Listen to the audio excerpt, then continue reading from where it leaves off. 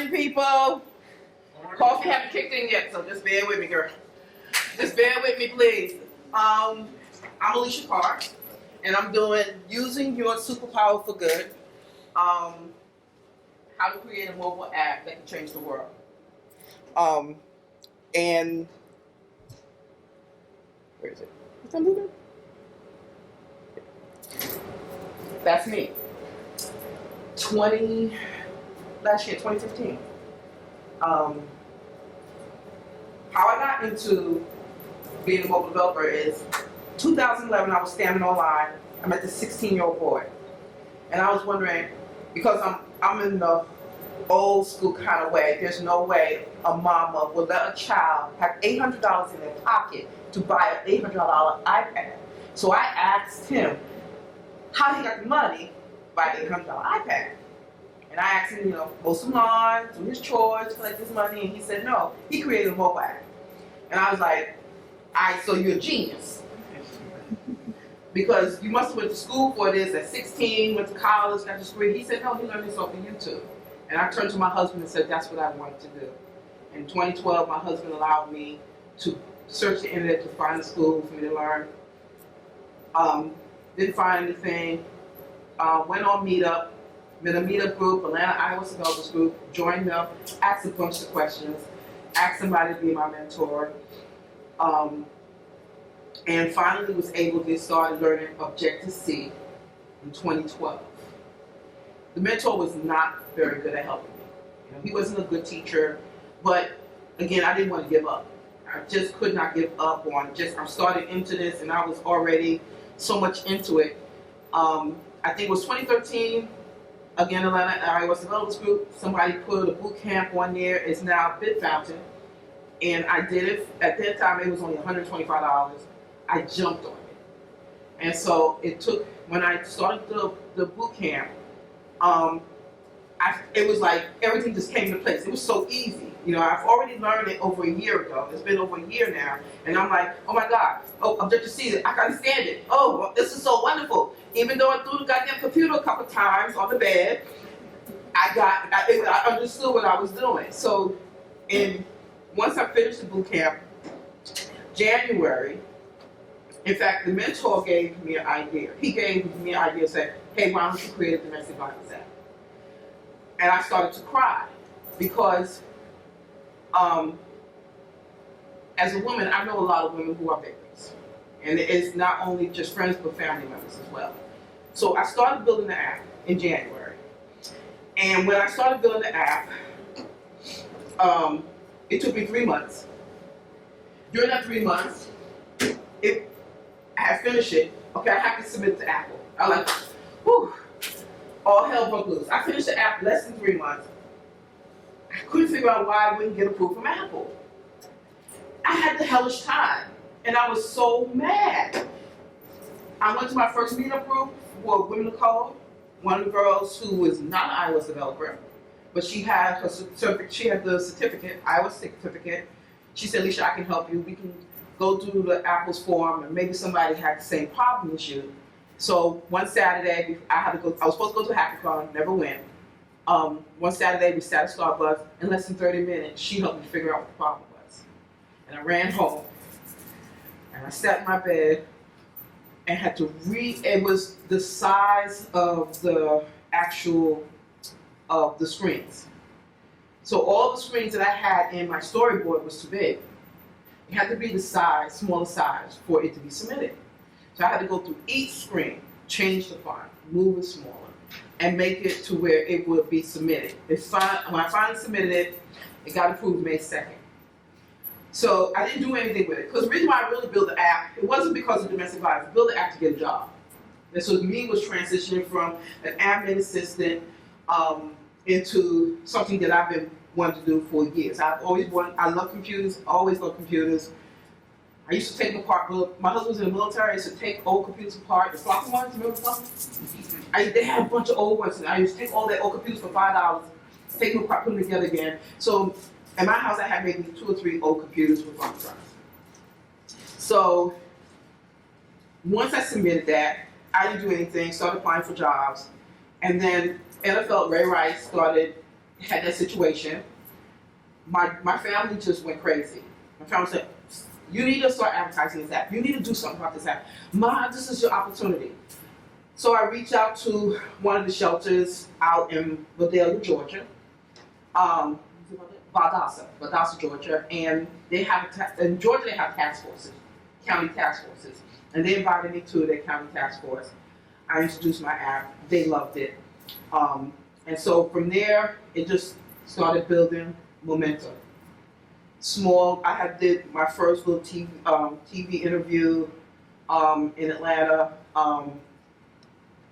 I mean, it was called Purple Pocketbook, and it just started to build momentum. And I'm like, okay, all right. So I started to try to market it, and that was part of Women Code, and I just just was doing my typical thing, looking for a job, doing little things for the Purple Pocketbook, trying to reach out to shelters and everything. So just so happened, because I started a meetup group that year. I started a group within Women Code called iOS Developers Group to help other women like me who want to become mobile developers. And so that was part of Women Code. At first it was with iOS developers, Atlanta iOS developers, who then I moved over to Women Code because there was women who were in there that wanted to do it. So I had got more women traction through there than through the Atlanta iOS developers group.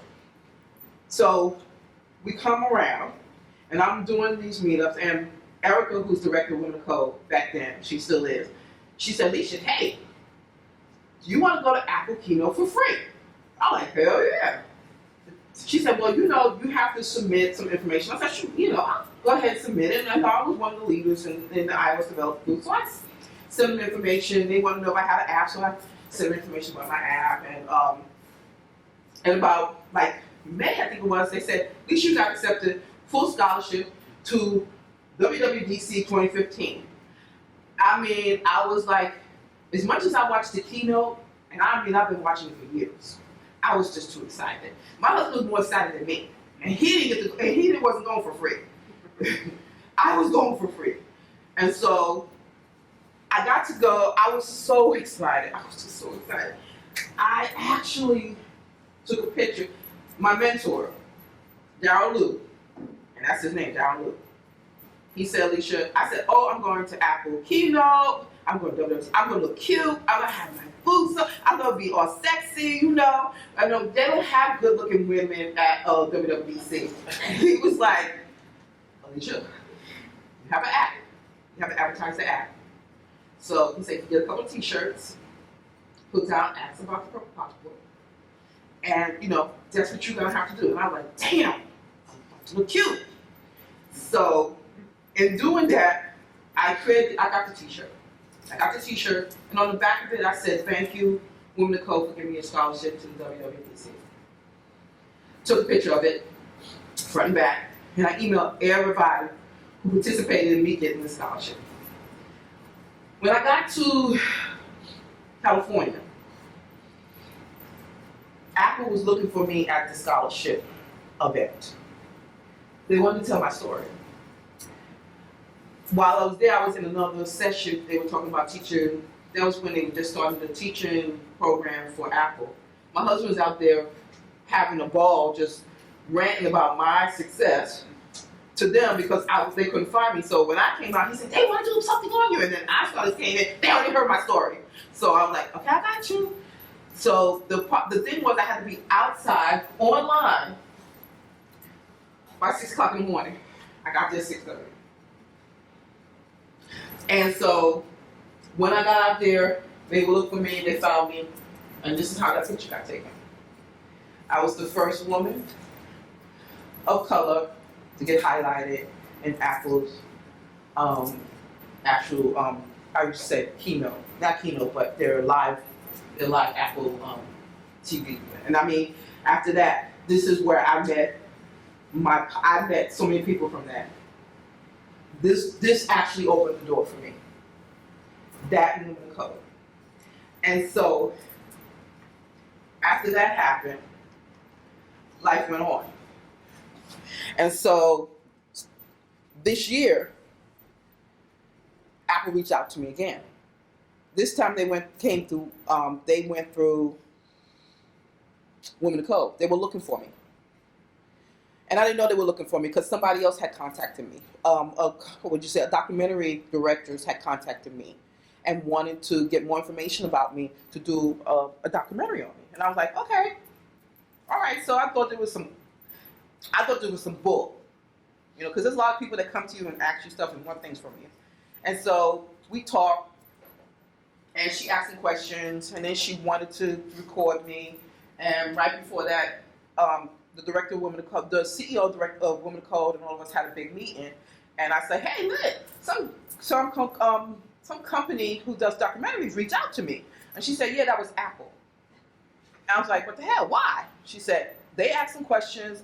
I don't know, I guess they want to do a documentary, but I understood there was hundreds of other people they were considering. So in doing all of that, I said, cool. So they contacted me again. They wanted some pictures. So I was like, okay, yeah, whatever. I'll get you some pictures. They contacted me again and say, I need the pictures now. Somebody's coming to your home to interview you.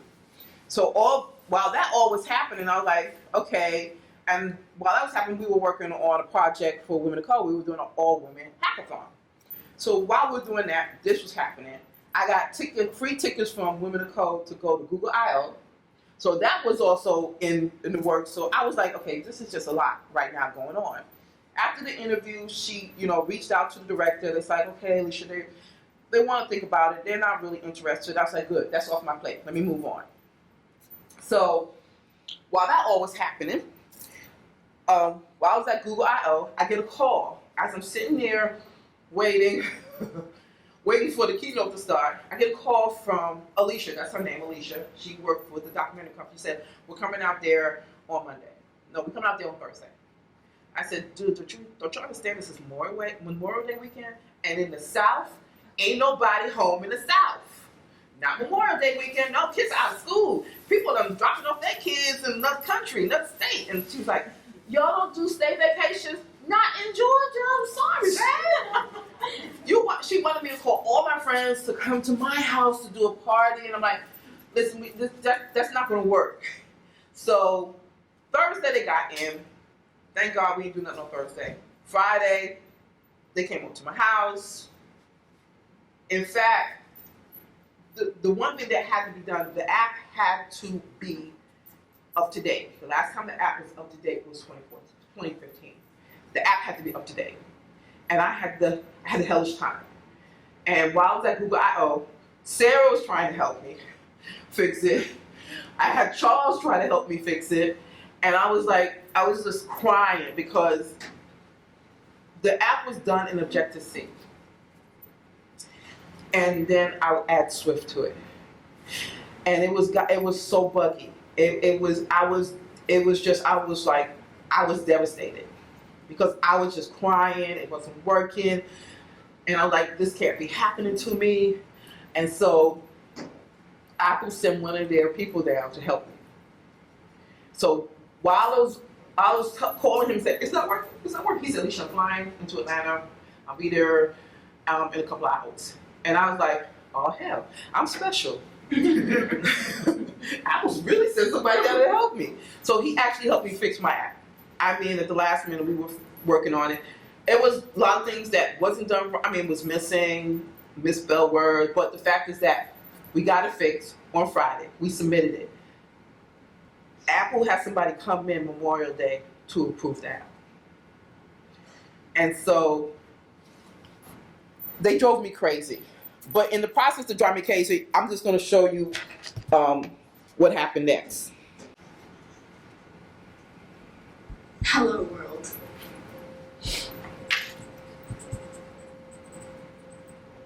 So this is the first computer that I coded on.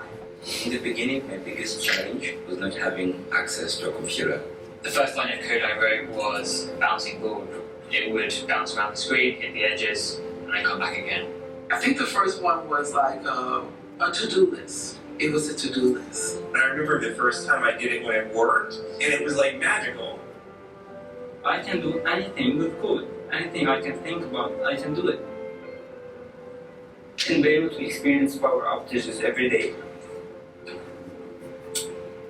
So let me see if I can just do a simple algorithm that can provide the electricity cut off time.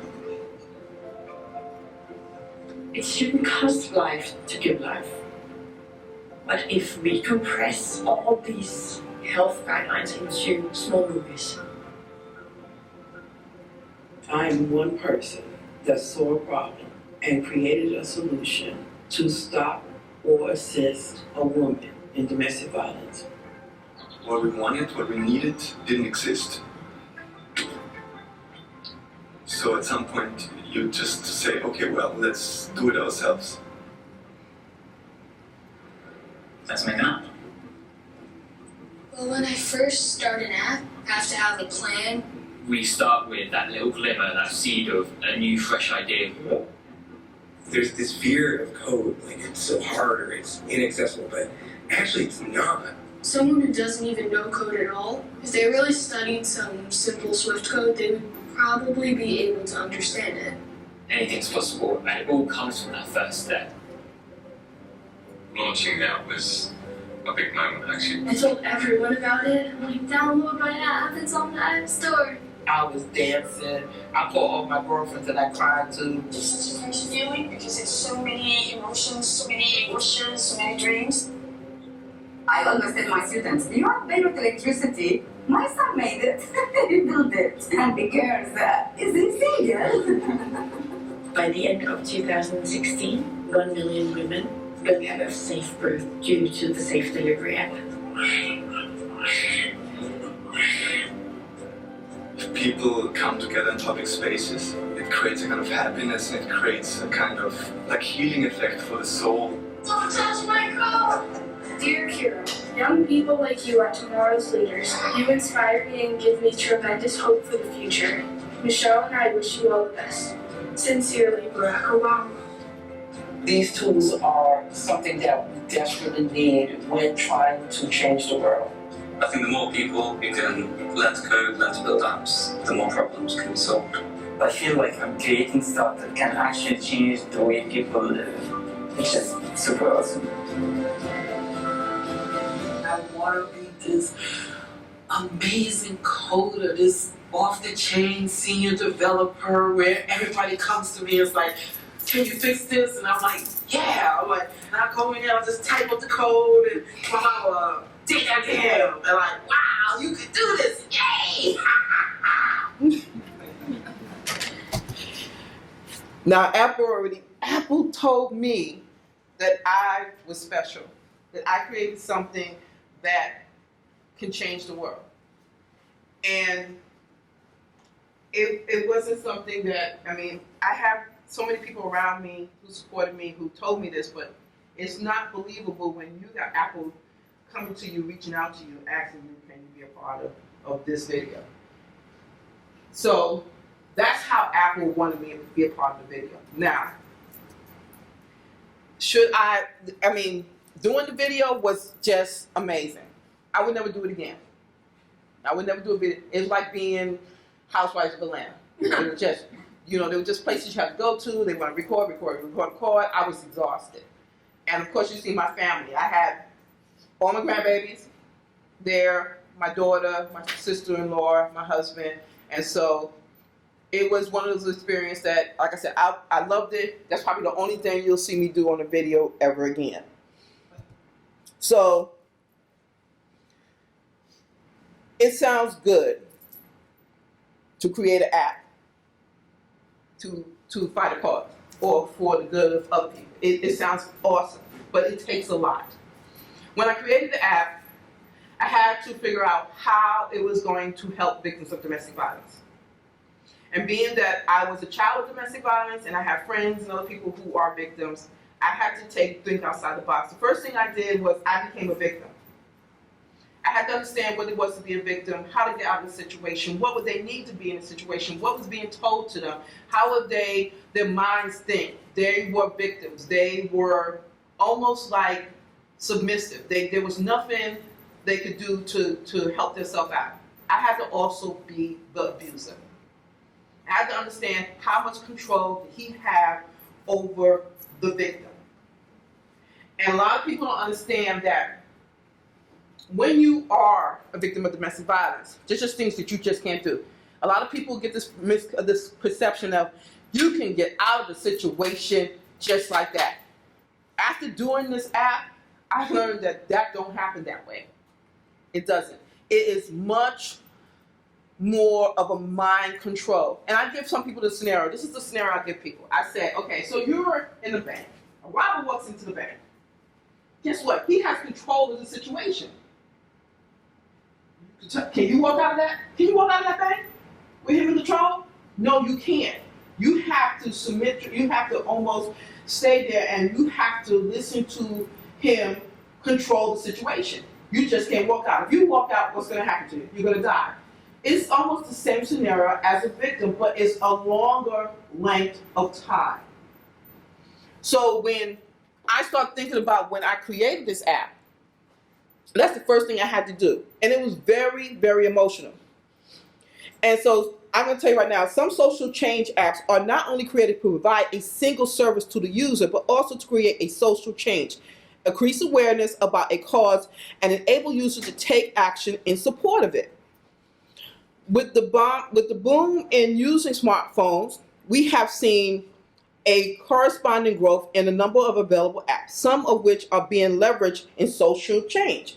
And I'm going to give you a perfect example. Twitter has become a huge resource for social change. When you're talking about what's happening in other countries, where they use Twitter to fight a cause, to protest, to bring attention to the issue, because those are things that we don't see in our country, but now we see what has been done and has helped them, has changed things for the better for some of those countries.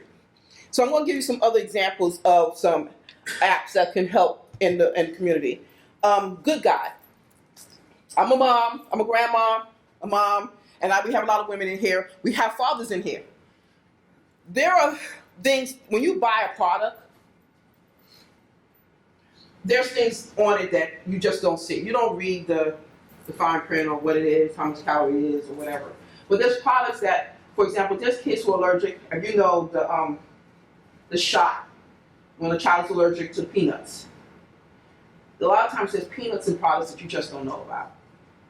This product allows for a person to scan the product, and it'll give you everything about the product in it. So if it's healthy, if it has peanuts. Like, for example, I'm allergic to coconut oil. So when I found out I'm allergic to coconut oil, which I've never been allergic to coconut oil, you actually use this to find out if it has that ingredient in there. So this kind of product for people can save a lot of lives, but it also can help you have a healthier life as well. You know, you want to eat healthier, it'll tell you what kind of food, what kind of food ingredients is in there to help you understand what's in the product you have. Another one is Copa. This is cool as hell. We had an event at a hackathon in Atlanta. We had extra food. We were trying to call shelters to give away the food. Everybody was closed. This app, if you have any kind of a business event or any kind of event, imagine you have extra food, you go on the app, you say, hey, I got some extra food, they'll come pick up the food for you and they'll give it to a shelter. So this is just in San Francisco. I think this is San Francisco or California. It's in San Francisco. It's not all over. So they use this app to help a small community just in their area. Now this one is Gift a Meal. Now this is cool as hell. 3 college dudes decided, like, okay, I'm going to share my food. So they share their food. Every time you share your food within the app, they'll give a meal to a shelter. And if you have your friends share it, they'll give another meal. But this is only in St. Louis. So they seen a problem. They found a solution to fight a cause. Like me, they want this to be spread all over, make it national act. And so, as you know, the food, right now, when you think of hunger, we always think of hunger in other countries. We don't think of it here in our own country. And there's a lot of people who are homeless and always need food, always. Then this one is something that's there's another thing that's close to my heart too. trafficking. It's for sex trafficking. Now, I did a hackathon with James in June for sex trafficking. And before I went, I told my husband, there ain't nothing I can do for sex trafficking. There is no app. I'm thinking of doing the research, and this is a bad habit of me. I research everything. I gotta know if it's gonna be worth my while. And I research it, I'm like, this ain't worth it. I don't think I can do anything. I can't. So, found out after doing the hackathon that with sex trafficking, they always have to store them in hotels. Always in hotels. So this app actually says, you take a picture of the hotel room, wherever you at, and no matter where you at in the world, take a picture of it, and it stores it. And whenever they see a situation or recognize, they'll go to the database and look for that hotel and see if they have a picture closer to it, because they always take pictures on these other websites for them to sell the women. And this app actually takes a picture, stores it, and allows the law enforcement to use it, a database, to find a hotel. So when doing that, at the hackathon I did in June, 4 of us women in the hackathon created an app. Now I was about to walk out of it because these women, I wasn't feeling it, and I don't like to waste my time. My time is like valuable at the moment because it's just valuable. And I was just like, okay, y'all need to come up with an idea. So they came up with an idea to have an anonymous chatting app for victims of sex trafficking, which will allow them to log in and to communicate with counselors, law enforcement, even if they don't want to get out of the situation, but at least have some form of communication. Now, my mind wasn't thinking about it being a national app. My mind was thinking local. But when I realized is that it was a chatting app and they cross state lines, it then spreads over to different areas. So the app, which is not out right now, will actually could be a national app. And more so like an underground app. And the reason why we call it Black Light is because you can't tell what it's all about. It's a disguise. The one thing we learn as women, as a woman developer, I do a lot of research, and when it comes down to trying to do something for good, if it's something that's going to hurt them, we always believe in disguise and everything we do. So this app never went out. I still have it. I really got it on the back burner because I'm thinking about where I need to go with it. But this one can be very resourceful for sex trafficking. Now, when it came down to me doing domestic violence, the app is now called PEVO. Me, myself, and I is working on making it a national app. I have a friend, Brandy, out of Wisconsin. Right now we have Ohio, Wisconsin, Minnesota as shelters listed on the app. Of course, I told you that my mentor helped me come up with the idea. We had conflict with it. He wanted more for corporate America. I wanted more for victims. But then you're thinking about from a man perspective to a woman perspective. How is it helping victims? It helps victims by finding shelters, knowing the law. A lot of victims don't know the law. A lot of victims don't know what a shelter is. A lot of victims don't know that some of them are immigrants. In the state of Georgia, there was a situation for unemployment. There was an unemployment situation where a woman was a victim of domestic violence. She was abused by her husband. He was coming to her job. She had to quit her job. She applied for unemployment. They denied her unemployment. She took it up to the Supreme Court and won it. What it was that because she informed them that she was a victim of domestic violence, the employer was obligated to pay for her unemployment. That's just in the state of Georgia. We don't know it. And see, this is where a lot of people don't understand that it's much bigger than a lot of people think it is. This is information, this is resource, this is stuff that if you are in a situation, any situation, that information is so handy if it's in your phone. So doing that, I had to find out who my competitor was. My competitor is Dr. Phil. He has the domestic violence app. But mine is different than his. Mine has more resources. I'm out there, and I'm reaching out to the victims. I'm talking to the shelters. I'm talking to police officers, and I'm saying, what do these victims need? What do they need for this act to work for them? You know, I have women who say we want our privacy. So when I talk to people, when I do, like, for example, I did a job interview and a guy asked me, well, why did you not have it on GPS or Wi-Fi so they can track them? I said, what you got to understand is that with that GPS, the abusers can track them as well. They do not want to know that they have that app on that phone. They do not want to know where they at. We were talking about chatting inside the app. We can't do chatting anywhere on that app unless it's inside, which, you know, I found out there is inside app chatting. When we first came out, they wanted to add that messaging in there, but messaging at that time was going into the regular messaging, and we was like, no, we couldn't do that, because that then puts the victim in jeopardy. So then there was lawyers that said, well, if you do that, then we can have access to your app. And I was like, hell no, that's privacy. I don't want you coming to me in my business to harass one of these victims. That's their choice. They should be the one to be able to give you that information. So now it came down to, now we can do in-messaging inside the app. We can do journal inside the app, because these women need to track their bruises or any situation that they're in. Also, the information is really, really important. And with doing this app, we were thinking more so of the victim safety than anything. I did have a friend who I worked with years ago.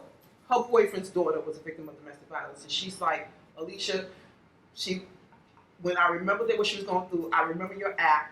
And I was like, oh my God, Alicia has an app. She downloaded the app, and she basically personally emailed me and said it helped her get out of her situation. And I asked her, could you please put something on, on iTunes, just to give the actual review of it, because I don't know how many people are using it, and I don't know if they're successful with it. And I had a posse of nerve helping me with this. Every person that helped me with this app, I met in 2015 at the WWDC 15, except for Darryl Lou.